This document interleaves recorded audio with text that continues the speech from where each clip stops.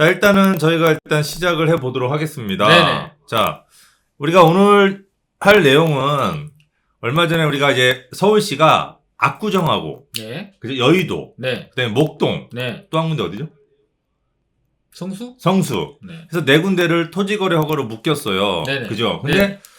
토지거래 허가를 묶다 보니까 이게 무슨 시그널이냐면 개발을 빨리 하겠다, 여기를. 그렇죠. 네, 그러니까 그러다 보니까 많은 분들이 그 개발의 시그널로 받아들여가지고 그 지역의 토지값이 굉장히 많이 뛰었단 말이에요.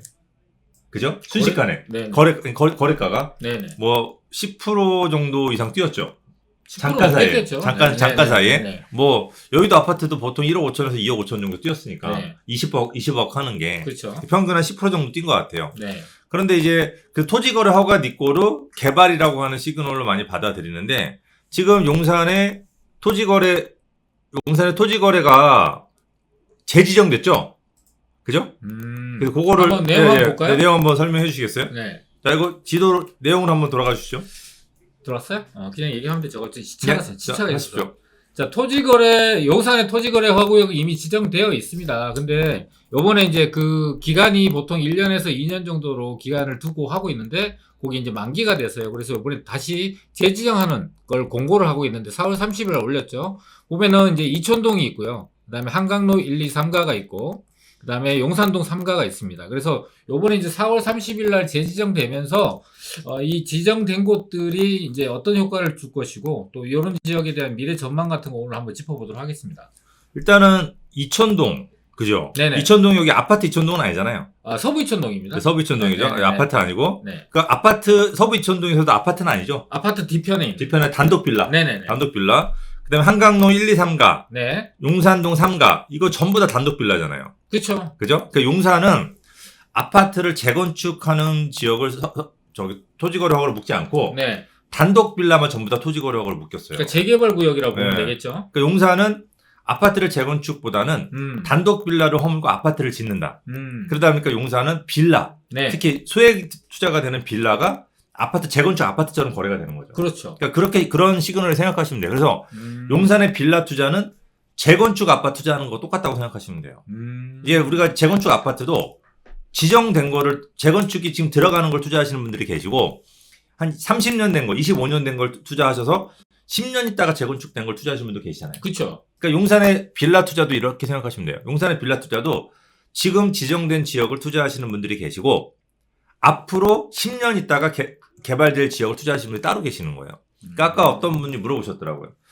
이렇게 한남 뉴타운 투자하고 싶은데 한남동 투자하고 싶은데 너무 투자금이 너무 비싸요. 뭐 12억, 13억, 뭐 15억도 들어가고 네. 너무 비싸다. 그럼 그런 분들은 어떻게 하냐면 지금 개발되는 한남 뉴타운은 비싸잖아요.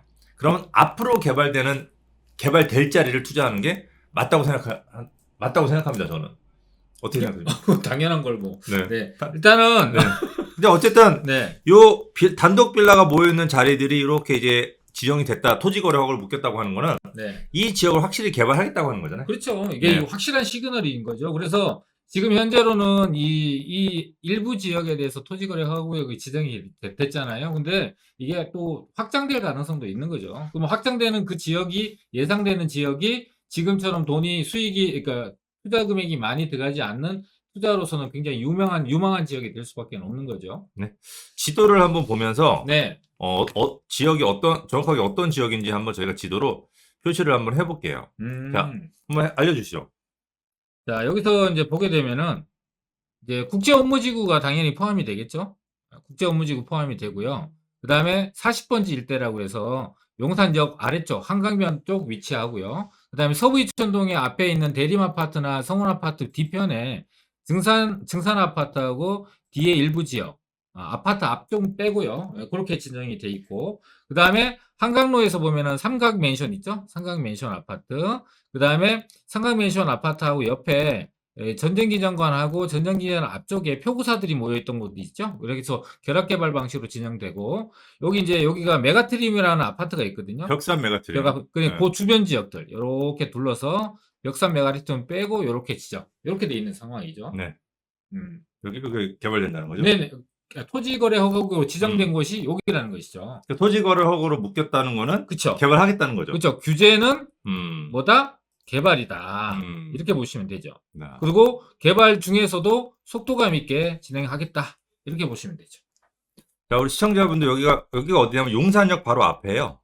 용산역 전면 지구고 요 뒤에 보이는 녹색이 여기가 공원 자리죠. 용산 공원 그렇죠. 자리고 이 뒤쪽이 이제 국제 업무지구 개발 자리죠. 국제 업무지구 이렇게 네. 업무지구 개발 자리인데 요 사이란 말이에요. 사이. 그렇죠. 어떻게 보면 용산에서 가장 위치가 핫플레이스. 예 좋은 자리에 네네. 해당이 되는 자리가 토지거래허가로 지금 묶여 있어요. 음. 근데 자 이게 한남 뉴타운이 이렇게 있잖아요. 한남 뉴타운 네. 그죠? 네. 이 한남 뉴타운이 더 좋을까? 네. 아니면 이 용산역 앞에 네. 공원과 국제업무지구 자리 이 자리가 더 좋을까? 이 부분에 대해서 항상 많은 분들이 얘기가 많았어요. 네. 어디가 더 좋으냐? 투자 네. 가치로서 어디가 네. 더 좋으냐? 이 두 부분이 네. 현재 뭐 어떻게 생각하십니까? 저는 아파트 시세가 형성된다면 네. 여기가 제일 좋을 것 같아요. 이게 이천동 네. 한남 뉴타운 아니고? 네네. 왜요? 저는 한남 뉴타운이 물론 입지가 너무 좋아요. 그러니까 좋은 것 중에서 좋은 것들끼리 비교하니까 우열을 사실 가리기 어려운데 이거는 약간의 생각의 차이라고 보는데요. 여기는 일단 구릉지예요. 그러니까 구릉지이기 때문에 좋은 장점도 있어요. 뭐 테라스 하우스라든지 다양한 유형의 주택들이 공급이 되고 또 그런데 이게 이제 아파트들이 들어서다 보니까 전반적으로 입지 여건 중에서 주거 환경이라는 게 편의시설이나 교육이나 뭐 이런 그다음에 교통이나 이런 것들이 좀 더 잘 갖춰진 인프라가 잘 갖춰진 곳이 좋은데 동구이천동은 예전부터 부촌이라고 불려지는 곳이다 보니까 주거 인프라는 지금 완벽한데 아파트만 낡았거든요. 그럼 아파트만 새로 바뀌면은 그 갖춰야 될 것들을 완벽하게 갖추게 되는 상황이고 경의중앙선이 이제 지상철 이런 게 지하화 되면은 공원과의 접근성 때문에 이 왼쪽에 그러니까 자청용 500호를 다 갖추는 거죠. 왼쪽에는 국제업무지구, 오른쪽에는 이제 한남 뉴타운이라는 또 하나의 어떤 그 장군들을 거느리게 되는 게다가 한강변이잖아요. 한강변 뒤에 공원과 한강변. 그러니까 최고의 자리가 아닐까 이렇게 생각을 합니다. 저는. 이거는 뭐 우리 권고대님의 개인적인 생각이니까. 당연히 개인적이죠. 예. 뭐 네네. 저기 가지고 계신 분들 다른 뭐 곡해 안 하셔도 괜찮을 것 같고 일단은 지금 현재 시세는 네. 한남 뉴타운 주변 쪽이 가장 비싸요. 그쵸? 같은 아파트 평수라고 했을 때. 네네. 그다음에 두 번째로 비싼 데가 용산역 앞에. 여기가 이제 두 번째로 비싸고 가장 그래도 지금 가격대가 저렴한 데가 이제 이천동이 제일 저렴해요. 네. 이제 같은 평형 아파트라고 한다면. 네. 근데 만약 우리 공권대님 말씀대로 이천동을 제일 좋게 본다라고 한다면 이천동이 가장 많이 뛸 자리가 될 수도 있는 거예요. 가장 투자처로서 유망하다고 음. 저는 개인적으로 생각합니다. 근데 저는 좀 약간 다른 생각이에요. 네. 왜냐면 한남 더힐도 그렇고 네. 나인원 한남도 그렇고 네. 이게 구릉지잖아요. 네. 근데 여기가 우리나라 최고가 지금 가격을 형성하고 있잖아요. 네. 청담동하고 더불어서. 네. 그러니까 여기는 그렇다고 여기가 교통이 좋은 것도 아니잖아요. 네. 교통 불편하고 네. 학군도 불편하고 네. 그러니까 여기는 교통 학군하고 상관없이 여기는 그냥 하나의 특수성, 희소성 이런 자리의 아파트는 부자들만 모여 산다는 이런 어떤 공감대가 네. 형성이 되면서 가격이 형성된 자리거든요. 자, 그래서 맞아요. 저는 한남 뉴타운도 충분히 네. 부자들이 그래 한남 뉴타운은 학군도 없고 교통 구릉지기 때 조금 불편하지만 네. 그래도 한 3분의 1은 한강 조망도 나오고 네. 한남도 용산이기 때문에 여기는 앞으로 부자들이 모여 살 거다. 그러니까 그래 강남 아파트 33억 하잖아요 요즘. 네. 그러니까 한남 타운 그래 28억 인정 이렇게 갈 것 같아요. 자, 차이가 뭐냐면은 한남더이라고 나인원 한남 저는 인정해요. 네. 중대형으로만 이루어져 있는 아파트로서 고급화 네. 전략을 취했기 때문에 네. 그 전략에 맞는 아파트의 가격이 형성됐다고 생각이 돼요. 음, 근데 한남 뉴타운도 처음에는 네. 고급화 전략을 폈어요. 그래서 네. 중대형 위주로 많이 이제 계획을 했다가 네. 이게 조합원보다 지어지는 아파트가 작다 보니까 서울시가 2012년에 개입을 해서 중대형 아파트를 거의 다 중소형으로 줄였어요. 그래서 제가 알기로는 뭐 정확하진 않지만 한 80% 가까이가 20평대로 분포가 하게 돼요. 그러면은 지금 이 한남더리나 나인원 한남처럼 80% 아닌데요? 30평. 아. 20평대가 30평대와 40평대고 중대형들이 한 20%에서 30% 정도로 저는 알고 있어요. 그건 이제 보시면 단지별로 다르니까. 음. 근데 여기는 중대형을 위주로 해서 고급화 전략이 맞아 떨어진 그 색깔을 확실하게 띠고 있는 거고, 한남뉴타운은 입지가 좋아요. 제가 나쁘다는 게 아니에요. 근데 이 처음의 계획과는 좀 다르게 고급화 전략에서 약간 선회를 해서 사업성이 안 나오다 보니까 세대수를 조합원보다 늘려야 되는 상황이에요. 그래서 그런 상황에서 이제 고급화 전략에서 조금 바뀌었다. 그래서 아주 고급화 전략, 이 나인원 한남이나 한남더 1처럼 그런 성격을 띠는 확실한 색깔을 띠고 있는 아파트에서는 조금은 아파트가 그 아파트보다는 서민화되지 않았을까. 그래서 서민화됐다는 게 뭐 평균 이하의 가격이라는 게 아니고, 제가 볼 때는 이 한남동 일대와 동부 이촌동 일대와 이게 같은 가격대 정도로 형성이 되고요. 지금처럼 이 한남더 A나 이게 특별하게 고급화 전략을 편 아파트들은 고가가 형성. 강남에서도 그래요. 청담동하고 청담동 옆에 나홀로 아파트하고 가격이 같지는 않거든요. 중개형들이 위주로 해서 가격이 최고가를 치고 있는 거죠. 이게 이 부동산도 약간 주식이나 비트코인하고 비슷해요. 그래요? 그러니까 비트코인이라고 하는 게 실제로 가치가 있는지 없는지 지금도 설왕설래 하잖아요. 네네. 근데 이 비트코인이 지금 뭐 시총이 웬만한 우리나라 뭐 100대 기업 다 넘어섰어요. 그러게 말이에요. 예, 근데 이제 그게 가능한, 특히 뭐 도지코인, 네. 그냥 장난으로 만든 코인이 그렇게 넘어선 거는 사람들이 그냥, 그래, 가치 인정. 네. 그 인정하는 순간에 그게 가치 있고 없고 떠나서 그 가격이 형성되는 거거든요. 그래서 네. 저는 이 한남 뉴타운 자체가 워낙 재개발 시장에서 그냥 대장주고, 대장주잖아요. 네. 그러니까 재개발 대장은 항상 뭐든지 인정해 주거든요. 그렇죠. 그러니까 뭐 지금 반포의 아파트들도 중소형 위주로 많이 짓지만 그래도 뭐 25평도 평당 다 1억 하고 30평대 1억 하고 오히려 20평대가 대형보다는 평당가가 더 비싸잖아요. 네네. 그러니까 그런 식으로 한남 뉴타운 같은 경우도 저는 뭐 한남 더일이나 나인원 한남처럼 비싼 거 들어갈 필요가 없는 사람들 같은 경우는 네. 근데 큰 평수 필요 없어요. 네네. 그럼 그런 분들은 여기를 충분히 비싼 금액을 주고 저는 들어갈 수 있다고 생각을 하거든요. 그러니까 제가 네. 한 가지 여쭤볼게요. 네. 여기가 이제 한남뉴타운이 30평대 34평 아파트가 얼마일 것 같아요? 30억대 한 30억 정도 잡고. 그게 30억 잡을 거예요. 네. 저도 동의해요. 네. 그러면 이천동에 있는 아파트 34평은 얼마일 것 같아요? 새 아파트로. 한 20한 6억 정도? 저는 30억 할 것 같아요. 음. 그래서 나는 같다고 보는 거지, 여기가 더 좋고 더 나쁘다를 얘기하는 게 아니라, 여기하고, 그래서 저는 이제 여기 한남뉴타운 같은 경우는 구역이 나눠져 있잖아요. 네. 이렇게. 네. 근데 공원에 붙어 있진 않잖아요. 네. 근데 얘는 붙어 있단 말이야. 네네. 그 다음에 이 중에서 5구역 빼고, 4구역, 3구역 일부 빼고 나머지는 한강 조망이 안 돼요. 근데 여기는 괄호로 이렇게 포진이 되고 있다 보니까 상대적으로 많은 아파트들이 한강 조망을 갖게 된다는 거죠. 그럼 상대적으로 봤을 때 이 한남뉴타운보다 이촌동의 신규 아파트 가격이 낮을 이유는 전혀 없다고 보는 거죠. 근데 이제 이촌동 같은 경우는 네. 재건축하고 리모델링하고 약간 중간에 아파트들이 막 섞여 있잖아요. 그러니까 전체가 새 거로 못 바뀌는데 한남 뉴타운 같은 경우는 전체가 새 거로 바뀌잖아요. 같이 한 번에 개발되잖아요. 네. 이게 항상 이 효과가 네. 차이가 굉장히 크거든요. 그러니까 낡은 아파트, 새 아파트로 많이 바뀌는 지역을 많이 옮겨 다니거든요. 네. 그래서 이제 한남동 같은 경우는 제가 봤을 때, 그리고 한남 더이나 나인원 한남도 공원하고 전혀 멀잖아요. 역도 멀고. 그죠. 중대형 거 그러니까 떠나서. 저 위치적으로. 정도의 60억, 80억 아파트들은 어디에 가깝고 번잡한 거를 좋아하는 스타일의 사람들이 아니에요, 계층 자체가. 그런 사람들이니까 저런 데 있어도 되는 거예요. 그래서 저는 강남으로 친다면 네. 동부 이천동 같은 경우는 한 서초동 정도.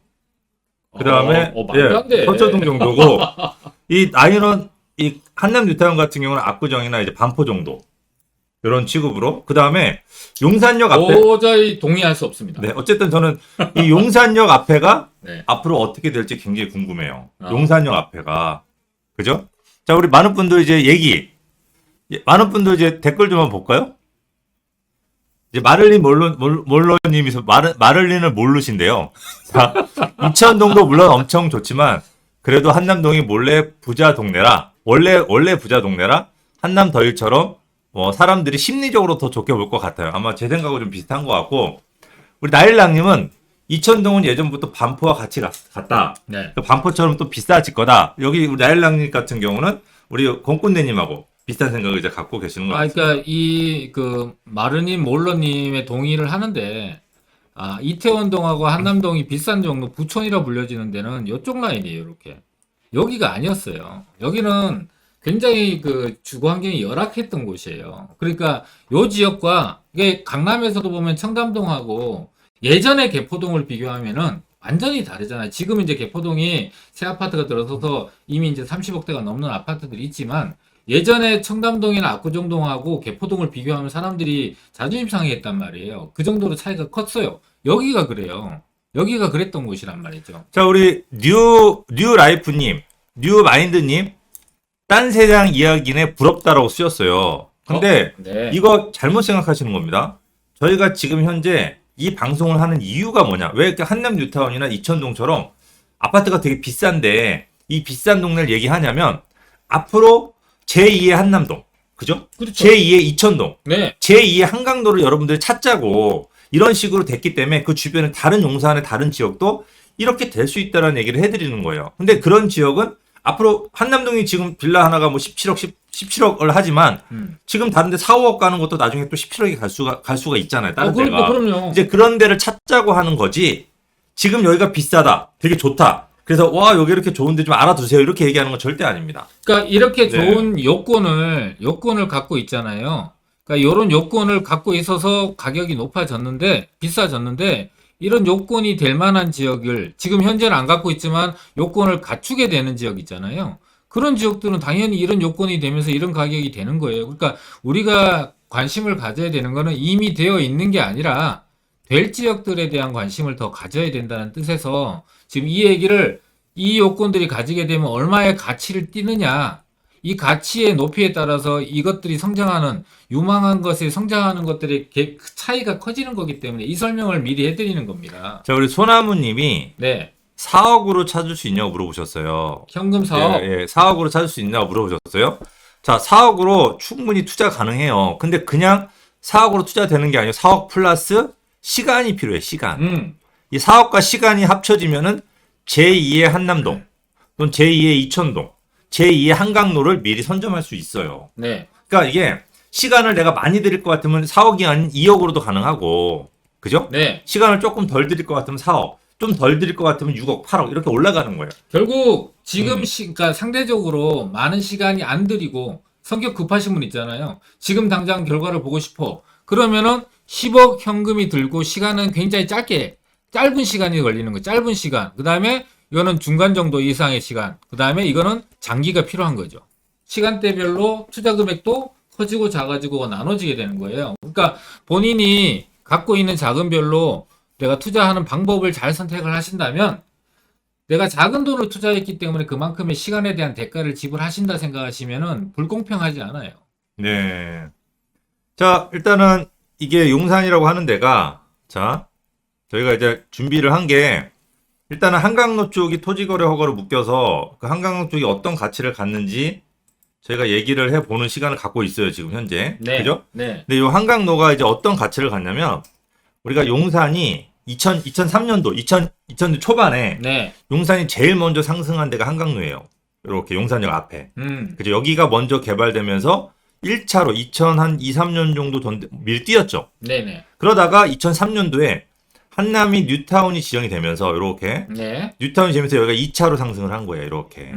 두 번째로. 두 번째로. 그러다가 이게 2차로 상승하고 나니까 사람들이 처음에 1차만 여기만 비쌌고 그다음에 한남뉴타운이 비싸지니까 그다음에 넘어간 게 3차가 2006년도 정도에 이 원유로 쪽을 넘어갔어요. 이렇게 여기 3차. 여기가 왜냐면 국제 업무지구가 개발된다고 해서 이렇게. 그리고 이제 4차로 넘어간 동네가 바로 서계동. 서울역 쪽이 삼성에서 그때 서계동을 재건축하겠다, 재개발하겠다. 라는 어떤 약간 헛소문이었는데. 맞아요. 예, 땅 매입하고 있다. 헛소문이 돌면서 이제 서계동으로 넘어갔고. 네. 이 서계동으로 넘어간 흐름이 이제 다른데. 무조건 용산이면 일단은 요렇게까지 좋아졌다가, 요렇게까지, 그죠? 네. 이렇게 좋아졌다가 그 후에는 그냥 용산이면 다 좋다. 이렇게 넘어간 거예요. 그러니까 용산 아니면 다 올라가는. 추세가 개발되건 안 되건 상관없이 다 올라가는 추세로 바뀐 거죠. 그러니까 이게 약간은 묻지마 투자의 네. 성향을 좀 띄었었어요. 그러니까 좀 구별하셔서 가능성이 높은 데와 그렇지 않은 데를 좀 구분하셔서 투자해야 되는데 여기 뛰다 보니까 이거 다 되는 거 아니야? 이렇다 보니까 이제 전반적으로 다 오르는 상황이 돼버린 거죠. 그러니까 용산은 특징이 2000년도, 2003년도부터 시작한 흐름이 이렇게 한번 갔었고 또 2011년도에도 한번 이렇게 갔었어요, 흐름이. 음. 그리고 그러니까 용산이 지금도 이제 한남 뉴타운이 개발이 되잖아요. 네. 그리고 이제 이 한강로 쪽이 또 토지거래 허가로 묶이잖아요. 그럼 그 흐름이 전하고 똑같이 동등하게 이렇게 돌 수 있다라는 거죠. 그대로 흐름이 계속. 그러니까 우리 여러분들이 용산 투자하실 때는 단순하게 여기가 좋아요, 여기가 좋아요, 이렇게 여기가 좋아요 투자하는 것보다는 지금 어디가 올라가고 있는지를 파악을 하셔가지고 그 다음 올라갈 지역을 사는 이런 전략이 제일 중요해요. 용산 그렇죠. 투자할 때는. 그러니까 이미 올라가 있는 거는 네. 아파트든 단독이든 빌라든 뭐든지 이미 뒷차를 타게 되는 거잖아요. 그러니까 우리가 뒷차 타는 게 이렇게 제일 안 좋은 투자라는 방법을 알고 계시잖아요. 그러면 뒷차 타기 전에는 뭐야? 앞차를 타야지. 먼저 올라가기 전에, 개발하기 전에, 발표하기 전에 그런 지역을 먼저 들어가야 된다는 거는 이제 이제 많은 분들이 알고 계시잖아. 근데 그걸 실제로 실천하시는 게 너무 어려워요. 그러니까 지금 많이들 관심을 좀 가지실 필요가 있는 게 한남 뉴타운이 이제 관리처분 들어가잖아요. 뭐 그죠? 3구역에 네, 3구역이 가장 큰 3구역이 이제 관리처분 들어가요. 그러면 이 3구역이 이제 이주를 한단 말이에요. 그럼 엄청나죠. 이주비가 어마어마해요. 이주비도 어마하고 네. 이주하는 인구도 인구도 어마하고. 그럼 이 이주비가 예를 들어 조 단위라고 한다면 네. 이 조 단위가 이제 움직이기 시작하는 거죠. 어디로 갈까요? 네, 근데 여러분들이 만약에 용산 한남 뉴타운에 돈을 벌었어요. 네. 그러면 그 돈을 가지고 용산이 아닌 네. 뭐 다른 데 강서구나 아니면 저 강북구나 네. 뭐 창동도 호재 있으니까 창동이나 네. 뭐 강동구를 갈까요? 아니면 용산을 다시 탈까요? 우리 용산을 다시 사죠. 대부분은 당연히 용산 이렇게- 다시 사죠. 12조로 얘기했어. 자, 용산을 다시 뭐 그런 질문을 하냐, 뭐 이런 표정이에요. 네. 용산 내에서 돌 가능성이 굉장히 높아요. 그럼 이 돈들이 어디로 흐를 거냐 이거죠. 그러면 지금 현재 제가 토지거래 허가로 묶인데 이 한강로 쪽에다 토지거래 허가로 이렇게 묶였단 말이에요. 이렇게 그죠? 블럭블럭. 여기 아니에요. 그러니까 어디가 블럭블럭 이렇게 묶였어. 제가 네. 대략적으로 할게요. 이렇게 네. 블럭블럭 네. 토지거래로 묶였어요. 그러면 이 돈들이 사이사이로 흘러갈지, 네. 요 사이사이 그죠? 네. 아니면 뭐 후암동, 네. 아니면 뭐 청파동, 네. 그죠? 원효로 네. 이렇게 흘러갈지 네. 이거를 저희가 미리 예측해서 움직이는 거죠. 그러니까 용산은 우리 많은 분들이 지금 뭐 부동산 시장이 고점이냐, 네. 그죠? 하락하냐, 뭐 이런 거 가지고 고민 많이 하잖아요. 네네. 내가 고점에 물리느냐. 근데 용산은 이거하고 상관이 없어요. 재밌는 거는 용산은 지금 현재 국제 업무중이나 이런 개발들이 아직 안 해주고 있잖아요. 네. 그럼 용산은 가격이 오히려 보합세로 가잖아요. 네. 그럼 그때부터 본격적으로 개발을 시켜줘요. 맞아요. 왜냐면 부동시장 영향이 적으니까. 지금 용산을 개발했다가 용산 폭등할 거 아니에요. 그러니까 개발 쉽게 못 들어간다고 지금 오세훈 서울시장도. 근데 용산은 역사를 보게 되면요. 2003년도 고점이라고 그랬고, 2006년도 고점이라고 그랬고, 2008년도 고점이라고 그랬고요. 다시 한번 좀 떨어졌다가 2011년, 2013년 다시 저점을 확인했는데 그때도 사람들 많이 특히나 2013년 돌아보시면은 잘 기억해 보시면은 부동산 갖고 돈 버는 시대는 지났다라 그랬다니까요. 그래서 사람들이 부동산 투자 다 안 했어. 그리고 그 얘기 맞아. 어른이든 젊으신 분이든 다 고개 끄덕거리면서 이제 뭐 내려가는 일만 남아서 이렇게 생각했단 말이에요. 근데 그때 투자를 안 하신 분들이 지금은 후회가 막급이에요. 여기 이 가격에서 지금 두 배가 뭐예요? 3배 이렇게 뛰어버리니까 그때는 투자를 할 수 있었는데 이제는 할 수 없는 상황이 돼버렸잖아요. 근데 용산이라는데 지금 한번 보세요. 개발이 됐나요? 된 게 뭐가 있어요? 한강로 앞에 여기 전면지구 1, 2, 3구역 중에서 그 레미안 용산하고 푸르지오 이거 두 개밖에 안 써요. 해링턴 여기 결과적으로 보면은 요쪽 라인에 용산역 앞에 아파트 몇 동 들어선 거 이외에는 용산이 개발된 게 하나도 없어요. 진행된 게. 그럼 지금부터 용산 마스터 플랜부터 해서 국제업무지구 캠프킴, 그 다음에 최근에, 얼마 전에 지난주인가 지지난주에 서울역 바로 위에 컨벤션 센터 확정됐잖아요. 그 계획이 2006년부터 있던 거예요. 14년, 15년 전 계획이 이제 확정이 돼서 진행되는 상황이 된 거란 말이에요. 그러니까 지금부터 10년 전에 계획 세웠던 것들이 이제는 움직일 수 있는 스타트 선상에 위치를 하고 있어요. 물론 그동안에 이런저런 얘기들이 많이 나와서 기대감에 의해서 가격이 어느 정도 오른 건 인정하죠. 근데 지금이 고점이라고 얘기하는 건 어불성설이라고 생각이 됩니다. 우리 아카시아님, 이제 용산은 고점 저점의 영향에 민감하지 않다라고 이제 댓글을 적어주셨는데 이렇게 생각하시면 될 것 같아요. 내 부동산이 많이 뛰었어요. 근데 이게 다른 부동산도 같이 다 뛰잖아요? 그럼 내게 사실 뛴 게 아니에요.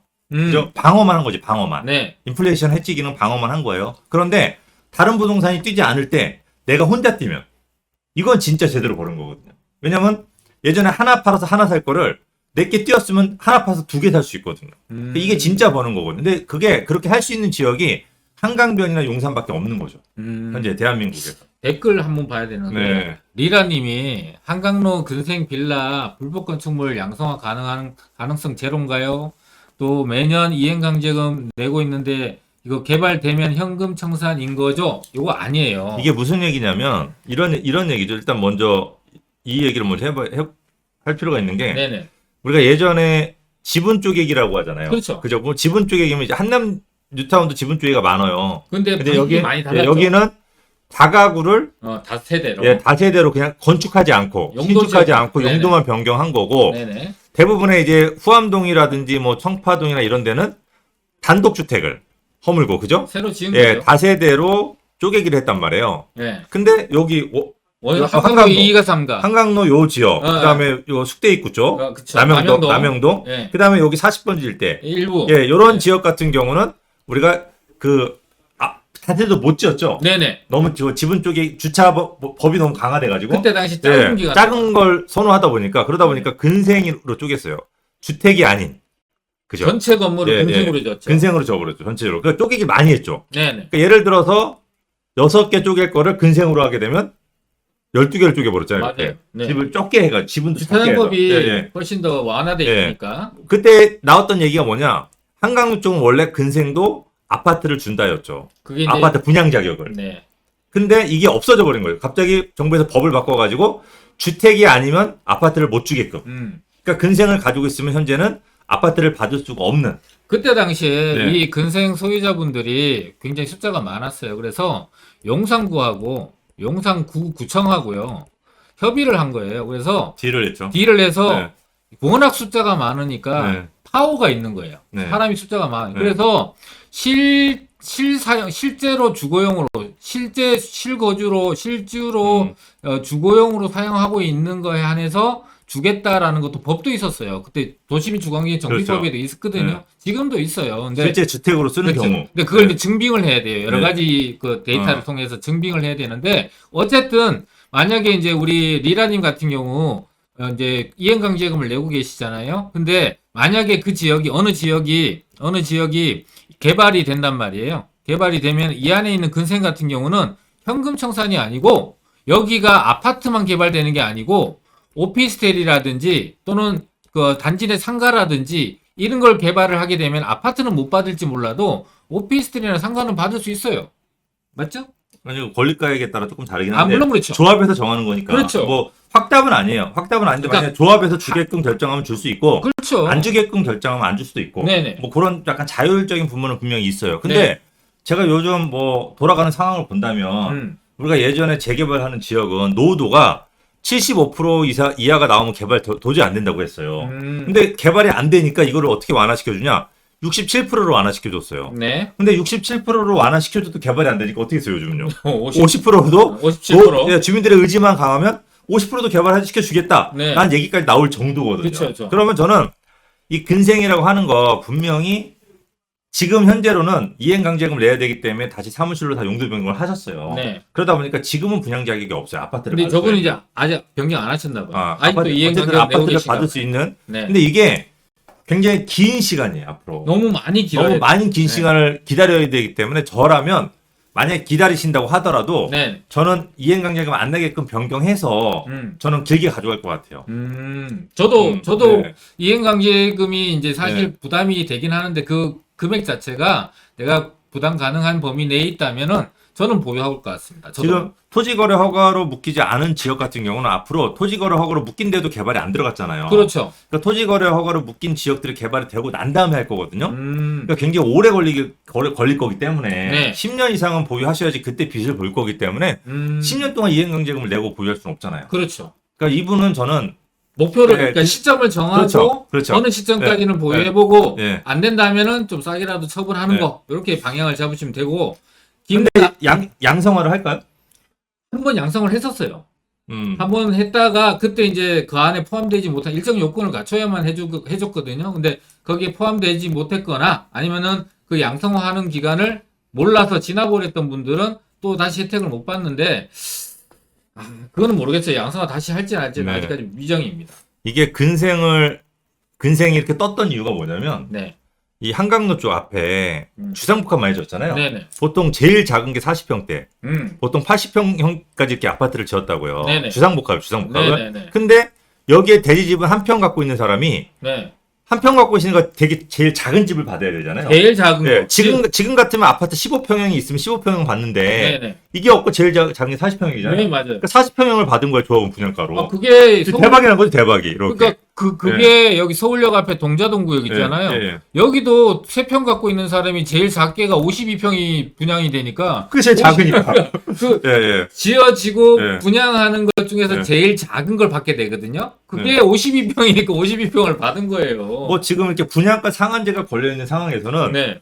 주변 시세 50억짜리를 네. 30억에 받을 수 있는 거예요. 그렇죠. 네. 만약에 권리 가액은 낮더라도. 분양가 상한제 네. 적용된다면. 네, 된다면. 그러면 20억 차익이 발생을 하니까 네. 이 한 평짜리 피가 20억인 거죠. 그렇죠. 네, 그러니까 이런 부분들 때문에 예전에 근생으로 많이 쪼갰던 거고 맞습니다. 지금 근생을 갖고 있는 분들도 이런 희망을 갖고 이렇게 받을 수 있지 않을까. 여기 주상복합 이건 뭐냐 준주거 이상으로 개발될 자리니까 그러니까. 이런 희망을 가지고 기다리는 거죠. 게다가 오세훈 네. 시장이 취임을 하면서 강북권을 중심으로 해서 역세권이나 이런 지역에 용도 지역을 굉장히 변경을 상향시켜 주겠다고 얘기하고 있잖아요. 그러면은 지금 현재로는 그동안에 용도 지역에 대한 변경이 가능성이 낮았던 지역들도 굉장히 높아지는 상황이 되니까 기대를 해볼 수 있는 거죠. 어쨌든 기억을 하셔야 되는 게 굉장히 긴 시간을 기다려야 된다.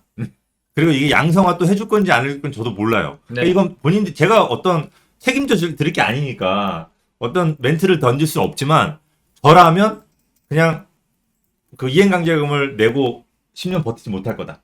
그냥 저는 원래 용도로 해서 차라리 버티겠다. 그리고 아까 우리 권고대님 말씀대로 다른 걸 받더라도 네네. 오피스텔에 다른 걸 받더라도 전 버티겠다. 뭐 이런 식으로 생각하는 게 저거 할 것 같습니다. 그러니까 오피스텔 받아도 돈 많이 법니다. 근데 왜 이렇게 꼭 아파트를 받아야 되는 게 아니에요. 지금 230분 넘게 들어왔는데 왜 이렇게 좋아요를 하나도 안 눌러주세요? 저희가 너무 어려웠나요? 여기 우리 저거 네. 안 해서 그런가 봐요. 네, 좋아요를 좀 많이 눌러주세요. 좋아요. 좋아요가 많이 안 부족합니다. 좋으신가 봐. 네. 네, 일단은 뭐 저희 질문 내용도 좀 받아볼까요? 네. 많은 분들 어떤 내용 궁금해하시는지. 이행강제금 스트레스요. 리라님 아까. 네. 그 다음에 이제 위로 한번 올라가 볼게요. 니라님, 예, 제 대답이 좀 되셨나봐요. 결론을 내리셨네요. 네네네. 네네. 다행이네요. 네. 그 다음에 김나노님. 네. 후암동 많이 올랐죠? 올랐는데 왜 오른 거예요? 자, 이거는요. 이거예요. 당연한 거. 이거는 네. 그냥 뭐 용산이니까 올랐어요. 용산이니까. 그러니까 제가 아까도 말씀드렸지만 용산을 다른 지역하고 좀 다르게 생각하셔야 돼요.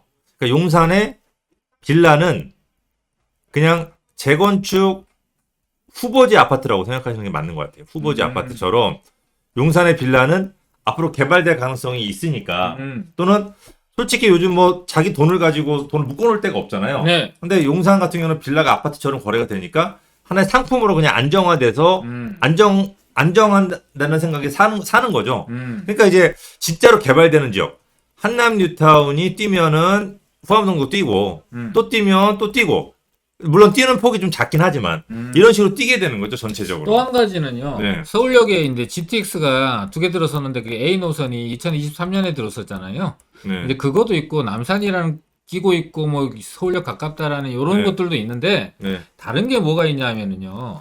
최근에 그 남산 고도 제한 있잖아요.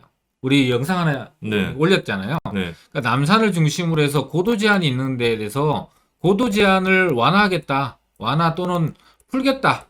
폐지하겠다. 요거 이제 지금 현재 검토하고 있거든요. 그 용역이 아마 2023년 정도면은 용역 결과가 나올 건데 이 용역 결과에 따라서 이 후암동이 그동안 빛을 보지 못했다가 굉장히 이제 떠오르는, 왜냐하면 입지적으로 보면은 제가 볼 때는 좀 다르게 생각할 수도 있겠지만 한남동이나 이태원동이 비싼 이유는 남산, 공원, 강남 접근성 때문에 그렇거든요. 배산임 있어. 네. 네. 그 입지적으로. 네. 그런데 통시지로 되게 크더라고요. 그렇죠. 재벌들은. 그러니까 뒤에 남산, 공원, 한강, 뭐 남산 접근성이 일단 있다고 맞아요, 좋다고 맞아요. 봐요. 저는. 근데 요 후암동 일대가 보면은 남산, 공원, 그 다음에 강남 접근성이 서울역에 들어서는 GTX와 신분당선으로 인해서 강남 접근성이 획기적으로 좋아지는 상황이 돼요. 네. 그러니까 이 한남동과 이태원동을 갖고 있는 좋은 장점을 이 후암동은 같이 갖고 있다. 비슷한 요건을 갖고 있다. 이렇게 봐집니다. 네. 그래서 저기가 뭐 고도 제한도 완화되고 여러 가지 규제가 풀린다면 네. 지금보다는 훨씬 더 가치가 높아지고 그것을 선제적으로 반응을 해서 후암동이 최근에 오르지 않았나 네. 뭐 그렇게 생각을 합니다. 네. 자, 다른 거 한번 볼까요? 네, 우리 조양이님 네네. 여의도와 용산 관계 좀 설명해 달래요. 여의도와 용산은 연인 관계죠. 그죠? 여의도 용산은 사귀는 사이입니다. 아, 그래요? 예, 왜냐면 떨어뜨릴 수 없이 생각을 하셔야 돼요. 그죠? 왜냐면 네. 이게 예전에 오세훈 서울시장이었나요? 네네. 용산을 개발을 할 때 그냥 따로 개발되는 게 아니고 용산의 국제업무지구와 여의도도 국제업무지구 아닌가요? 네. 그죠? 금융이요. 국제금융센터죠. 네네. 금융허브. 여기를 연결을 해서 여기다가 그 뭐라 그러죠? 트랙이라 그러나요? 트램이라 그러 트램? 네네. 이렇게 이제 트램을 타고 뭐 한강을 해상수에서. 무료로 네네. 왜 이렇게 올라타면 바로 왔다 갔다 하는 거 있잖아요. 네네. 짧은 열차 위에 왔다 갔다. 예. 이렇게 연결을 이렇게 돌리려고 했었어요. 이렇게 트램으로. 맞아요. 그리고 여기를 관광화해서 서로 연결을 해서 서로 마주보게 시너지 효과를 서로 예쁘게 지어놓으면 그죠? 네. 서로 마주보면 이쁘잖아요. 이런 시너지 효과를 같이 하려고 했기 때문에 국제업무주가 뛰면은 용산도 뛰고 여의도도 뛰고 여의도가 뛰면은 국제업무주 뛴다라고 생각하시는 게 맞을 것 같아요. 그런 연인 관계다. 그러니까 저는 조금 성향이 좀 여의도는 남자, 여기 용산 국제업무주 여자. 라는 생각이 반대 듭니다. 아니에요? 반대? 왜요? 저는 그런 것 같아요, 그냥. 네. 자, 뭐 이런 식으로 생각하시면 될 것 같아요. 또 한 가지, 네. 이제 우리 여기 그 서민희님 이제 질문이 원효로 상가 어떤가요? 신축 빌라 투자 괜찮을까요? 요거하고 관련돼서 여의도 질문하고 같이 한번 묶어보면은요. 네. 한강로가 이렇게 있는데 지금 현재 용산에서 한강대로가 강남으로 따지면은 테헤란로 역할을 하고 있어요. 테헤란로. 근데 지금 현재 한강대교를 건너면은 상도동 언덕으로 이렇게 구릉지로 넘어가게 되거든요. 그러니까 업무지구라든지 도심으로서의 연속성이 좀 단절이 돼요. 한강로 자체가. 근데 원효로를 보면은 원효로는 용산에 진행되는 업무지구, 새로 생기는 업무지구와 모두 맞닿아 있어요. 그러니까 출입구들이 생기는 여건들이 서울역까지 포함해서 전부 다 그런 여건들을 갖추게 되거든요. 근데 이 원효대교를 건너면은 아까 얘기한 연인 관계인 서울의 3도심 중에 하나인 여의도와 연결이 되는 상황이 돼요. 그러면은 이 원효로가 지금 현재 한강로에 비해서 굉장히 저평가되어 있는 상황이 되게 많거든요. 근데 이게 지금 한강로보다도 원효로의 발전성이 훨씬 더 높은 상황이에요. 자, 그러면은 원효로 3가의 빌라는 요 뒤에 있는 거잖아요. 근데 여기에 빌라를 투자하는 거와 이 대로변이니까 여기는 업무지구와 가까우니까 대로변에 오피스텔을 투자하는 걸 비교하면은 저는 우선적으로는 1번 오피스텔에 대한 선호도가 높아야 된다. 왜냐하면은 여기는 역화의 거리가 너무 멀어요. 개발이 될지 안 될지에 대한 부분은 차지하더라도 역과의 거리가 너무 멀기 때문에 대로변에 있는 오피스텔과 이 이면 뒤에 있는 빌라와 비교했을 때 투자성은 업무지구와 가깝고 업무타운과 어울리는 오피스텔에 대한 가치가 훨씬 높다. 두 번째로 빌라를 투자한다면 비슷한 가격으로 원효로 일가나 후암동이나 청파동 지역을 투자할 수 있거든요. 그렇다면 상대적으로 봤을 때 선택의 문제인데 원효로 상가의 빌라보다는 이 위쪽에 있는 쪽의 빌라들이 훨씬 더 투자 가치 면이나 가능성 면에서 높게 평가된다. 저는 개인적으로 그렇게 생각합니다. 그래서 우선적으로는 국제 업무지구와 캠프킴 이런 것들이 개발되는 업무 라인에 원효로의 가격 상승 여력이 또는 가치 상승이 높게 생기게 되기 때문에 원효로에 대한 오피스텔을 먼저 한번 보시고 빌라를 보신다면은 원효로 3가보다는 위쪽에 주택가가 훨씬 더 많이 모여 있고 현재 개발이 일부 진행되고 있는 지역들, 인접 지역들 있죠. 그런 지역을 우선적으로 투자하는 게 더 좋은 선택이다라고 생각이 됩니다. 네, 나마스테님 현재 외국 살고 있어요. 한국 들어가서 신공덕 아파트 2년 실거주하면 4년 후에 용산으로 갈아탈 수 있을 것 같은데 너무 늦을까요? 4년 뒤에? 예, 4년 뒤에 용산을 들어가면 너무 늦을 거요? 라는 질문을 하세요. 근데 지금 신공덕 아파트 가지고 계시는 거잖아요. 여기라고 보면 되겠네요. 네, 신공덕 아파트 가지고 계시는 거죠. 공동역이니까. 예. 저는 신공덕도 용산에 충분히 배우지 역할을 하거든요. 네. 그죠? 그래서 저는 신공덕 아파트라고 하면 4년 있다가 용산으로 갈아타셔도 저는 늦지 않다고 생각합니다. 저도. 좀 천천히 무난하게 생각하셔도 괜찮을 것 같아요. 자, 급하게 생각 안 하셔도 됩니다. 4년이라는 기간이 네. 흐르는 동안 어떤 변화가 일어날 수 있냐면은 신공덕동에 있는 아파트들 있잖아요. 이 아파트들이 상당히 좀 노후돼 있어요. 그런데 이 노후 아파트에 대해서 이제 리모델링에 대한 수직 중축 리모델링에 대한 호재들이 영향을 줄 수 있다. 그러면 4년 동안 영향을 주면 가격이 올라가겠죠? 그 올라가는 만큼을 매도하고 용산으로 갈아타는 거 충분히 가능하다. 이 정도로 구체적으로 조금 보면은. 자, 그리고 이제 원효로 3가, 네. 지금 넘어가 버렸네요, 또. 또 넘어가 버렸어요. 네. 자, 원효로 지하철 타기 불편하죠? 예, 조금 불편합니다. 효창공원역인데 거리가 또 가깝지도 않고. 네. 네. 원효로 상가 빌라, 우리 마를린 몰러님, 원효로 상가 빌라는 노후도가 오래돼서 재개발 가능성 보고 들어가는 거 아닐까요? 라고 하셨습니다. 자, 용산은 이렇게 보시는 게 좋을 것 같아요. 지금부터 용산은 15년 지나면, 그죠? 지금 노후도 안 나오는 쪽도 다 노후도 나오잖아요. 저는 10년만 지나도 되지 네. 않을까 싶어요. 어쨌든 좀 네네. 지나면 나오잖아요. 그러니까 용산은 지금 노후도가 나온다 안 나온다 굳이 생각 안 하시고 어차피 용산은 15년 이상 투자한다고 생각하시고 길게 그때 가면 웬만한 지역 다 개발된다고 생각하시고 네. 예를 들어 여기 온유로 A란 지역이 먼저 개발되고 이 B란 지역은 개발이 안 됐단 말이에요. 네네. 그럼 A라는 지역에 내가 지금 5억 주고 산 빌라가 개발돼서 그때 15억이 돼요. 네. 뭐 15억이면 너무 높게 부른다고 막 댓글 다시는 분도 계시더라고요. 어떻게 5억 빌라가 15억이 될 수 있냐라고 물어보시는데 이미 한남뉴타운 이미 15억 넘어섰잖아요. 아니, 예. 얘는 1억짜리가 3억 되고 6억 되고 8억 되고 이제 지금 18억 돼 있는데요. 네. 그러니까 될 수 있어요. 그러면 여기 A란 지역에 5억짜리가 15억 되면 B란 지역에 5억짜리 빌라는 얼마 돼 있을까? 여기에 대한 궁금인 거죠. 이게 뭐 못해도 8억 돼 있고 뭐 이런 식으로 개발이 늦더라도. 네네. 그러니까 이게 5억짜리가 8억 되는 이유는 뭐냐?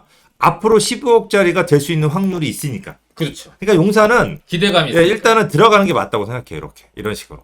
그러니까 조금 개발되냐 안 되냐를 따지면 나한테 맞는 물건이 없고 투자 금액이 저렴한 물건이라면 전 들어가는 게 맞다고 생각해요. 투자 금액이 네, 적고 제일 중요하다. 투자- 오래 기다려야 되니까. 그렇죠. 투자금이 중요하고 네. 두 번째로 오래 보유해야 되니까 네. 현재 컨디션 있죠. 건물의 컨디션. 그러니까 뭐 새 거일수록 좋고 오래되지 않은 것에 대한 이 두 가지 정도만 무슨 여기다가 이제 역세권이면 더 좋겠죠. 이렇게 한 세 가지 정도 투자 금액이 적고 현재 컨디션이 좋고 역에서 가까운 거 요 세 가지 조건이라면은 굳이 어떤 가격이냐 뭐 이런 거에 대해서는 망설일 이유가 별로 없습니다. 자, 우리 송구님 신창동 77-42번지 쪽 가로주택 추진한다는데 너무 외곽이라 어떻게 될지 전망 하신다고 하셨어요. 네네. 자, 일단 우리가 이제 가로주택 정비에 대해서 많은 분들이 궁금하잖아요. 네. 그죠? 네네. 이 가로주택 정비 사업 같은 경우 소규모예요. 네. 우리가 흔히 아파트라고 한다면 보통 뭐 1000세대 또는 적으면은 500세대잖아요. 네. 근데 가로주택 정비 사업은 보통 100세대에서 그죠? 네. 많으면 300세대란 말이에요. 그랬던 거지. 예, 예. 물론 더 적어졌죠. 이제 50세대도 되고 이제 150세대 되고. 아, 이제 가로주택 정비 더 커지기도 하지만. 네네네. 근데 어쨌든 일반 재개발보다는 가로주택 정비 사업이 규모가 작잖아요. 맞아요. 그럼 우리가 이제 기본적인 인식은 당연히 큰 세대보다는 적은 세대 아파트 가치가 낮다라고 다 생각하세요. 네. 그죠? 근데 그게 맞아요. 맞아요. 저는 그건 맞다고 생각하는데 네. 여기서 중요한 게 뭐냐면 지금은 서울이 신축 아파트가 부족하잖아요. 어쨌든 지금은. 그렇죠. 새 그죠? 아파트 예, 새 아파트가 부족하잖아. 이럴 때는 사람들이 1000세대짜리 이상만 찾을까요? 아니면 300세대짜리도 있으면 새 걸 살까요? 사죠. 사죠. 네. 그러니까 지금 아파트가 부족한 시기에는 300세대짜리도 훌륭해요. 그러니까 저는 이걸 가져가시는 게 맞아요. 맞아요. 근데 나중에 아파트가 많아지면 네. 아파트가 널렸어 그냥. 재개발 하도 많이 했어. 그 많아지는 시기가 올까요? 그런 시기가 온다면 이제 그게 예를 들어 5년 후에 온다면 네네. 지금처럼 서울시하고 정부에서 막 지원을 되게 많이 해. 네. 그래도 아파트 할 자리가 많아져. 계속? 예, 계속. 그러면 그때는 팔고 옮기는 게 맞아요. 근데 지금은 신경을 안 쓰는 게 맞아요. 네. 지금은 세대가 작건 크건 무조건 가치가 있고 나중에 아파트 세대가 많아질 때 그때 갈아타세요. 그거는 제가 봤을 때는 빨라도 아마 5년일 거예요. 그러니까 한 몇 년, 4, 5년간 충분하게 가져가시다가 네. 5년 후에 그러니까 세금이 낮아지는 네. 양도세가 좀 낮아지고 갈아타기 좋을 때 네네. 그때 옮기시면 될 것 같아요. 아, 그렇군요. 네, 저는 그렇게 생각합니다. 네, 저도 그렇게 생각합니다. 동의합니다. 아셨죠? 네. 아까 날아가 버리셨네요. 송구님. 송구님 맞으신가요? 송구님? 네, 했습니다. 뭐 질문 하나 대답해 주시죠. 질문을 해주세요. 찾아서. 어디 갔지? 없어졌네. 삭제해버리셨네요. 가로주택 정비사업 제가 말씀드렸더니. 자, 반갑습니다. 자, 인덕원 3호 아파트 팔고 서울 진입할 데 있을까요? 아, 있죠. 있는데, 네, 저기, 평촌에 인덕원역 앞에 있는 거는, 인덕원역 근처에 있는 거는, 평촌에서 입지가 좋잖아요. 네. 근데, 인덕원을 팔고 서울로 오면은 서울의 외곽으로 가야 되니까 그게 문제인 거죠. 그리고 실거주면은 더 힘들지만, 만약에 저기 전세를 끼고 투자하는 거라면, 지금 뭐 예를 들면은 그 한강변 쪽에 있는 가양동이라든지, 또는 뭐 상계동이라든지, 그 아래쪽에 광운대라든지, 이런 데는 인덕원 3호를 팔고도 충분히 투자할 수 있습니다. 자, 우리 재구님 질문하셨어요. 재구님. 네. 잠실 장미 28평 팔고 네. 이천동 아파트 갈아타기 어떤가요? 우리 이천동 좋아하시는 권꾸님 대답해 주시죠. 또 이분이 또 잠실 사시잖아요. 그죠? 대답해 주시죠. 저 송파에 40년 살고 있어서 네. 송파를 너무 사랑합니다. 네. 그런데 저는 미래 가치를 보면은요. 네. 장미 팔고 이천동 갑니다. 이유를 설명해 주시죠. 이유는 잠실에는 석촌호수가 있지만 네. 용산에는 용산공원이 있잖아요. 석촌호수 용성공이 훨씬 크잖아요. 그러니까 네. 그래서 한강은 같이 끼고 있고 네, 한강 같이 끼고 있는데. 네, 또 강남 접근성도 둘 다 좋은데 네. 석촌호수보다는 올림픽 공원이 있다고 또 얘기하실 거예요. 장미 아파트 뒤로 가면은 올림픽 공원을 걸어서 갈 수 있거든요. 네. 근데 이제 상징성 면에서 서울의 중앙에 위치하고 있고 남산과 연결되고 여러 가지 역사적인 문화와 관광 코스라 여러 가지 상품성을 갖고 있는 지역이면서 지금보다는 워낙 또 많은 발전이 예상되는 지역이다 보니까 게다가 서울의 교통망이 다 용산으로 집중이 돼요. 그러니까 잠실로 집중이 되고 있지 않잖아요. 강남으로 집중된다고 얘기할 수 있는데 근데 지금 모든 교통망, 그 광역교통망, 지역교통망, 고속철도망 이런 것들이 전부 다 용산으로 집중이 돼요. 그러니까 그만큼의 부가가치가 미래가치를 못하면 잠실도 당연히 높죠. 근데 결과적으로 최종적으로 10년 뒤, 20년 뒤에 까놓고 가격을 비교하자면 용산이 더 높을 가능성이 높기 때문에 지금 갈 수 있다면 가는 게 좋지 않을까? 투자라면.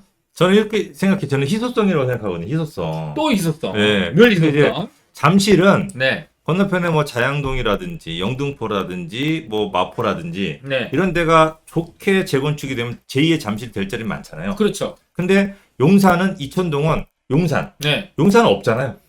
용산은 강남하고도 또 다르잖아요. 맞아요. 네, 그러니까 지금도 전혀 다른 수요를 형성하고 있거든요. 네. 그러니까 저는 이 이천동 용산이라고 하는 데는 전혀 다른 희소성을 가지고 있는 거기 때문에 유일무이하다. 그러니까 이왕 투자하는 거 다른 대체 지역이 있는 것보다는 유일무이한 걸 투자하는 괜찮지 않냐. 동의합니다. 그 중에서도 이천동은 실거주하면서 토지거래로도 안 묶였잖아요. 네. 실거주하면서 기다리기 좋으니까 저는 저는 이천동이 만약에 실거주까지 생각하신다고 한다면 학군도 괜찮고 학교 평지에다가 네, 평지에다가. 그러니까 투자로만 한다면 한남동에서 날 수도 있지만 실거주까지 한다면 이천동이 저는 더 괜찮다고 생각하기 용산에서 때문에 평지 찾기가 정말 어렵습니다. 용산은 근데 희한하게 평지보다 구릉지가 더 인기가 많아요.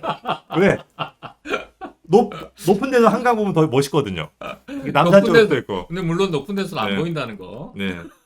그런 부분들이 있습니다. 웃겨. 자, 우리 시청자분들, 우리 오늘은 용산 얘기하는 거니까 용산 질문 저희가 많이 받아서 좀 대답해 드릴게요. 네. 자,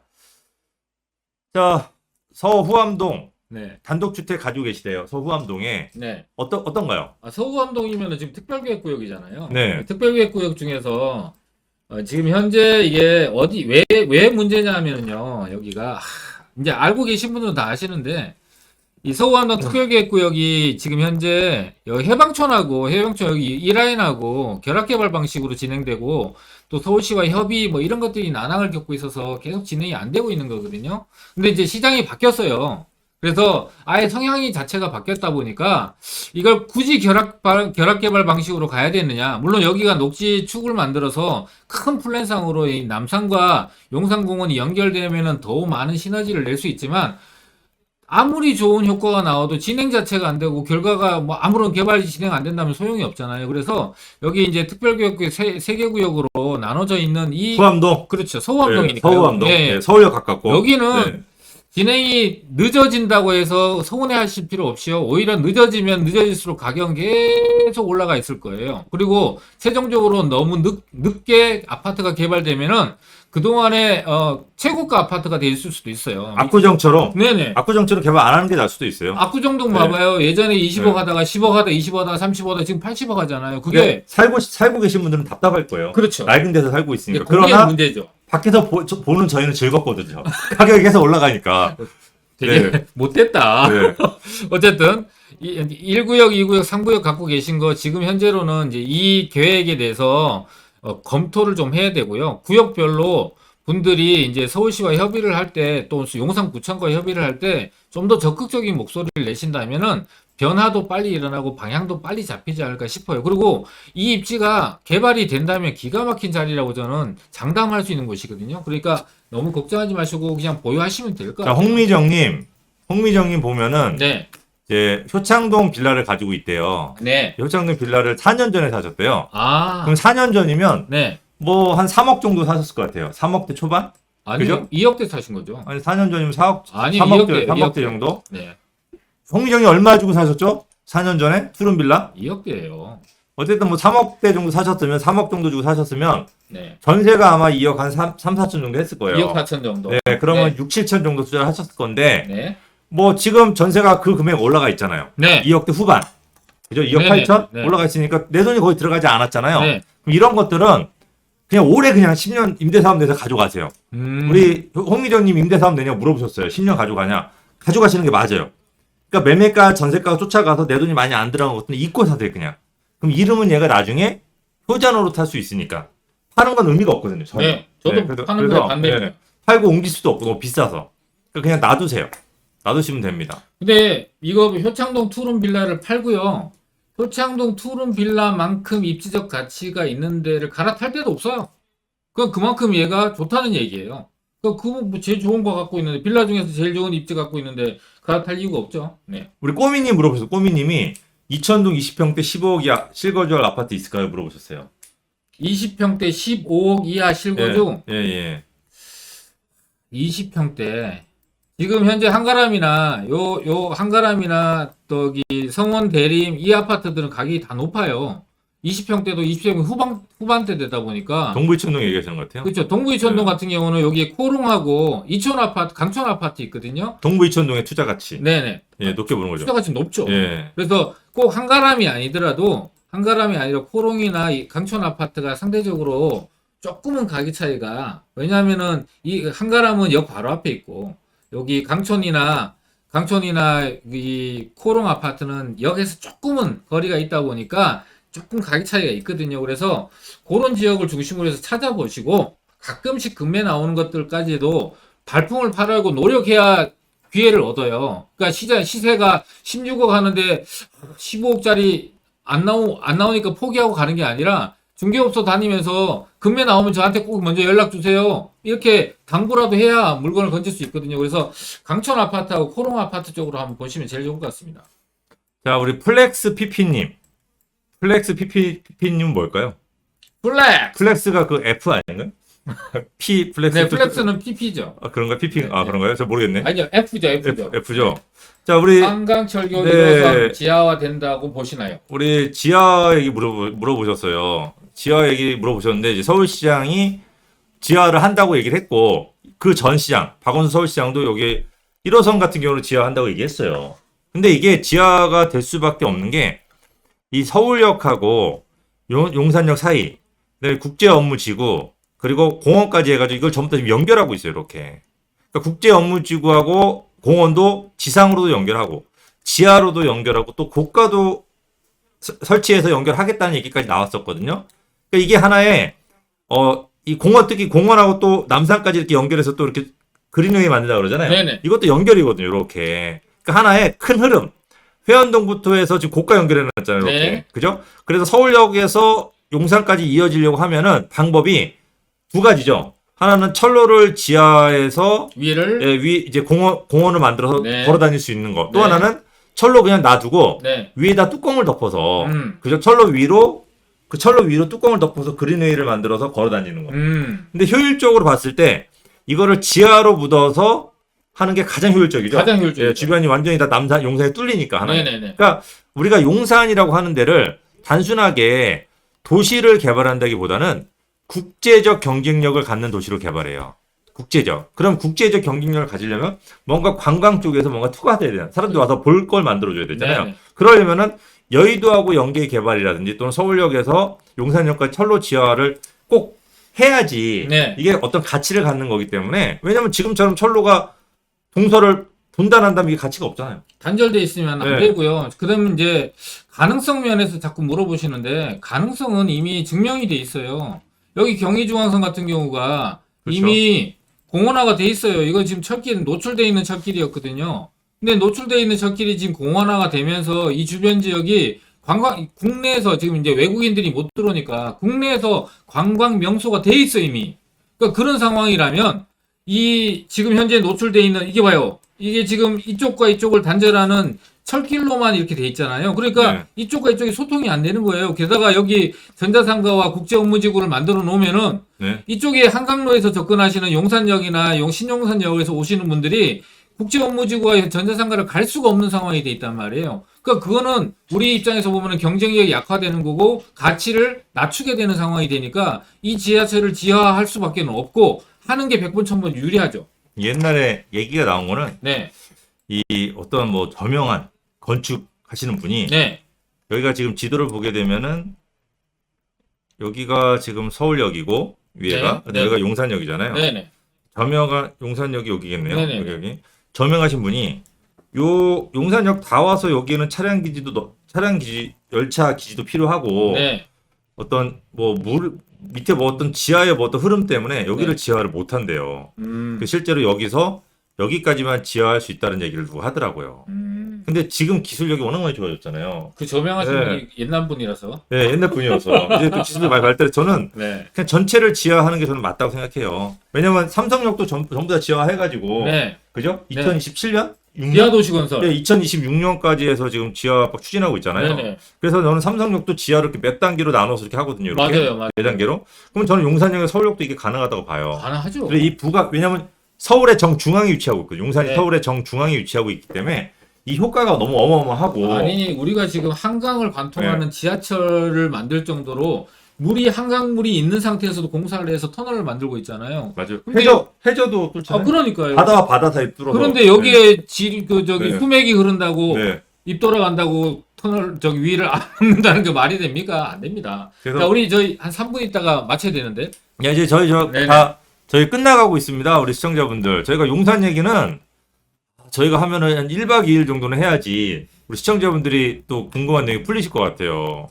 그죠? 네, 맞습니다. 네, 오늘은 저희가 용산의 토지거래 허가 구역이 재지정돼서 네. 그죠? 재지정되면서 네. 저희가 요 토지거래 허가가 결국 개발하겠다고 한다. 그럼 한남타운도 개발되고 이런 용산역 앞에 요지죠. 한강로. 네네네. 이 한강로 자리가 이제 개발되면은 이 주변의 땅값이 많이 뜰 것 같다라고 하는 얘기. 그러면 어디를 투자하는 게 좋으냐는 얘기를 같이 했고 네네. 우리 시청자분들 여러 가지 용산에 대한 질문을 같이 하는 시간을 가졌습니다. 네. 어떻게 많이들 도움 되셨나요?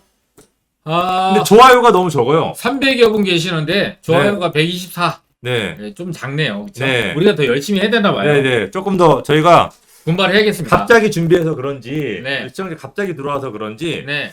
저희 팬층은 안 들어오셨나 봐요. 네. 아니 좋아요를 많이 눌러주셔야 다음에 또 제가 계속 해드릴 수가 있죠. 아, 자. 142명으로 늘었네요. 네. 자, 네. 자 좋아요 많이 눌러주시고 자, 오늘은 예 시청자분들 저희 당연히 오늘 이제 저희 구독하시는 분들은 당연히 알람 설정해 주시고 구독하지 않는 분들도 구독을 눌러 주셔야지 저희가 이런 생생한 정보를 앞으로도 지속적으로 받아볼 수가 있습니다. 네.